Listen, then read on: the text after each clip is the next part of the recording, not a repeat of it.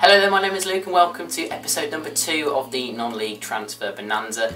This video has been recorded about 6 o'clock on Thursday the 1st of June, so all the transfers have happened between Thursday of last week and right now, so in the last week.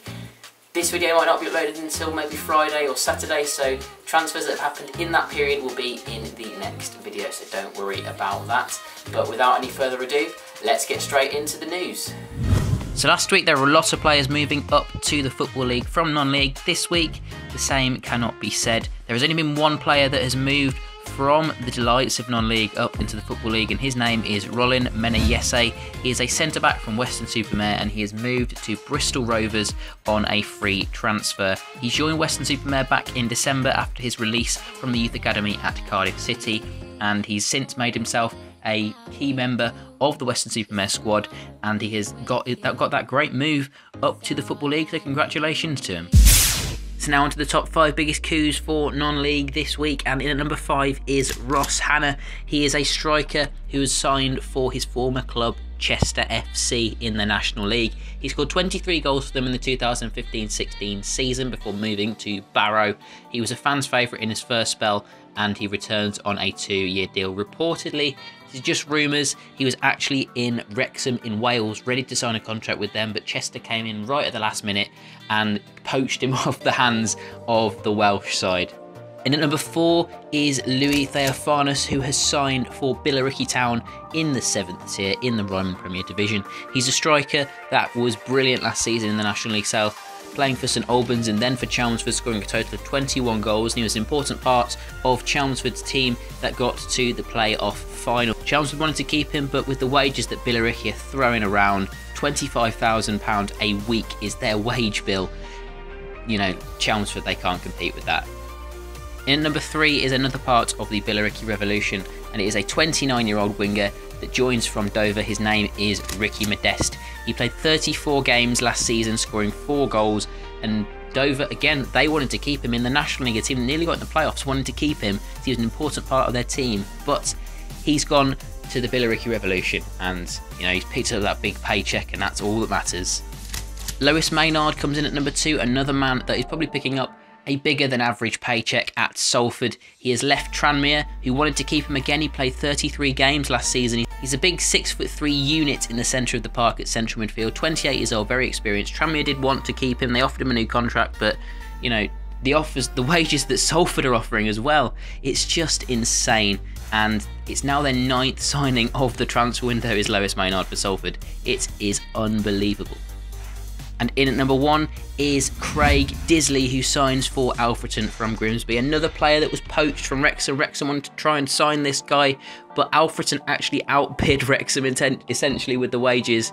He's gone part-time from Grimsby, so he's staying fairly local, a lot more local than he would be if he was going to Wrexham. He's 35 years old and joins on a 2-year contract. He made over 200 appearances for Grimsby as their captain up until last season, so it's a big sign, big statement of intent from Alfreton, who have got new investment. They've got a much bigger budget than last year, and they're going to make some big signings, I think, in the next few weeks. So now on to the rest of the transfers. I'm going to start in the National League and start with AFC Fylde and start with a player that means a lot to me because it's Jordan Tunnicliffe, who has signed from Harriers. It's an absolute massive kick in the teeth for Harriers. I was so gutted when I saw this news that not only that he'd left, I was expecting to leave. I wasn't expecting him to stay, but it's the club that he's gone to. It's our direct title challenges from last season in AFC Fylde, and I'm absolutely gutted because in his interview where he signed for Fylde, he has basically said that it's been his aim to join AFC Fylde for some time now, which I can't believe he said that personally.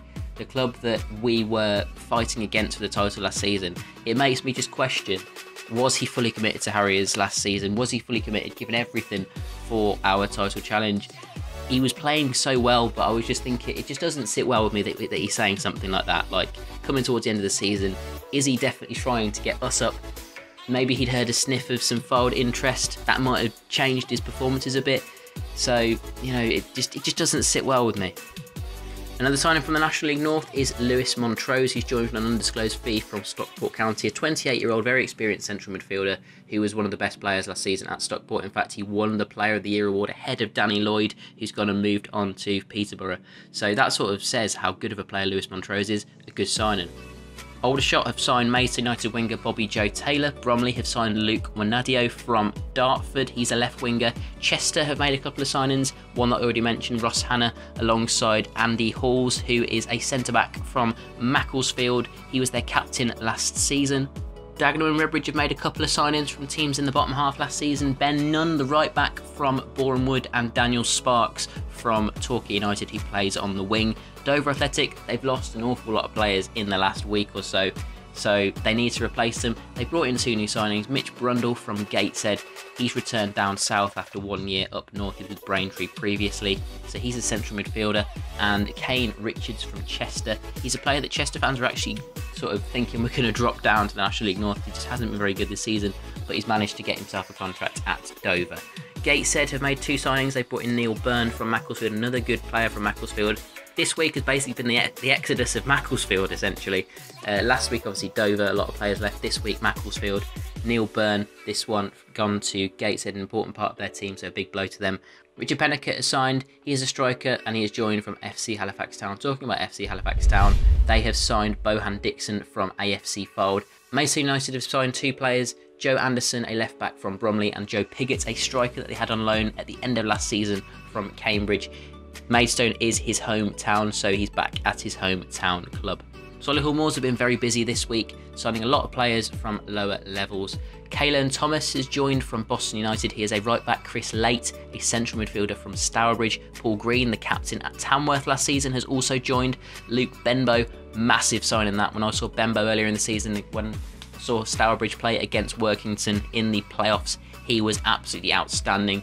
And he scored 30 goals last season in the 7th tier in the Northern Premier League for Stourbridge. So, in my opinion, that's a great signing.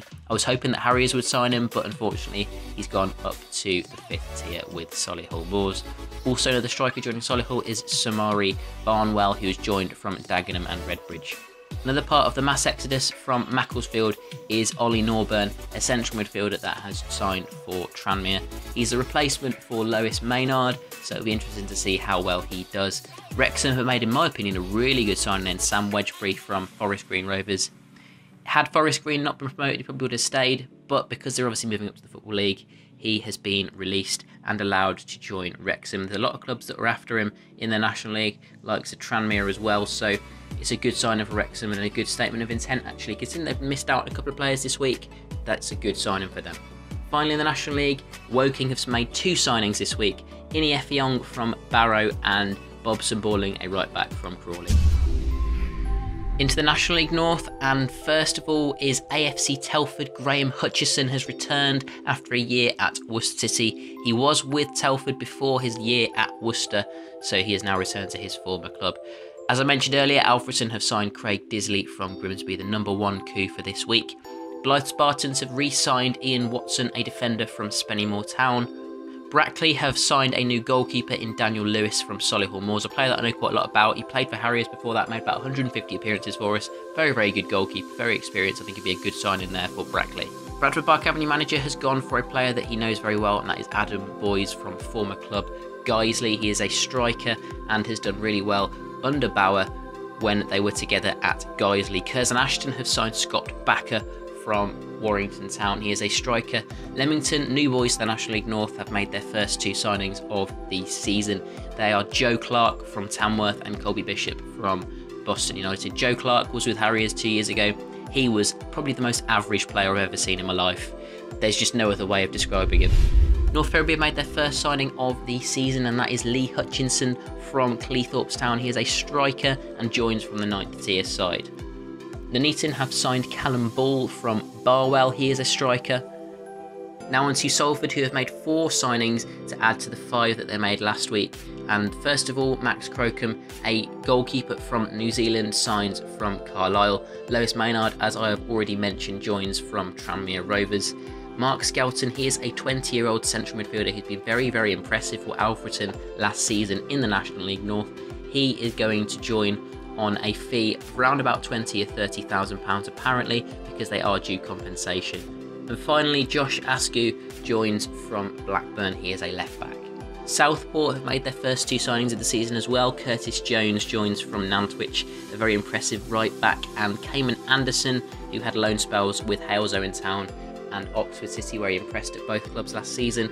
He joins from his parent club, Shrewsbury, who released him. Moving on to the National League South now, and Braintree Town's new manager, Brad Quinton, has returned to his old club Enfield for their goalkeeper, Nathan McDonald. Chelmsford City have signed Scott Davis from Oxford City. Jordan Cox has signed for Concord Rangers from Maidenhead, a good signing in my opinion. East Thurrock United have re-signed Max Cornhill from Chelmsford City. Oxford City with 2 very good signings in my opinion. First of all, Justin Bennett, formerly of Gosport, played a lot of years in the National League South before dropping down to Salisbury. He scored 40 goals last season for Salisbury in the 8th tier. He's a very, very good, very experienced striker, and I think that's a very clever signing. Joe Osler as well has joined from Gosport Borough. And then finally, St Albans City, Percy Kiangabeni, centre-back, has joined from Enfield Town. So this week, really, in the National League South, has been a very, very quiet week in the National League South in comparison to the National League and National League North as well. Now on to a new segment of the non-league transfer bonanza, and that is Best of the Rest. These are signings that have been made from teams outside of the 5th and 6th tier of English football, so teams in the lower reaches of non-league football from the 7th tier down, that's set 3 and down. So these are the best ones from this week. So we're going to start off with Billericay Town, who have made 6 signings this week. They have brought in Rob Evans, former captain of Wrexham. Apparently they have doubled his wages of what he was on at Wrexham, which is just unbelievable, ridiculous. Well, it's not unbelievable anymore, is it? It's Billericay. They're absolutely throwing money about. £25,000 a week is their weekly wage bill that their owner Glenn Tamplin is putting in. It's just absolutely ridiculous for a team at that level. 2 signings from Welling United, Dan Walker and Danny Waldron. Dan Walker is a left winger and Danny Waldron is a central midfielder. Josh Urquhart joins from Wealdstone. He is a right back and was on loan at Hendon last season. Then Louis Theophanis and Ricky Modeste, as I've already mentioned, 2 massive signings for Billericay. And then Craig Reed, a man that a lot of non-league fans will probably know. He's been around a bit.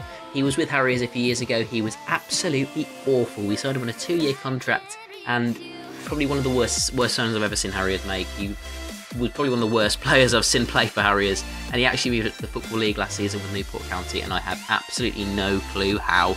He's now gone and found his level with Coventry United in the 9th tier. So there you have it, that is it for this Transfer Bonanza episode. If you enjoyed this video, then make sure to click that like button and subscribe to stay up to date with non-league football for the new season.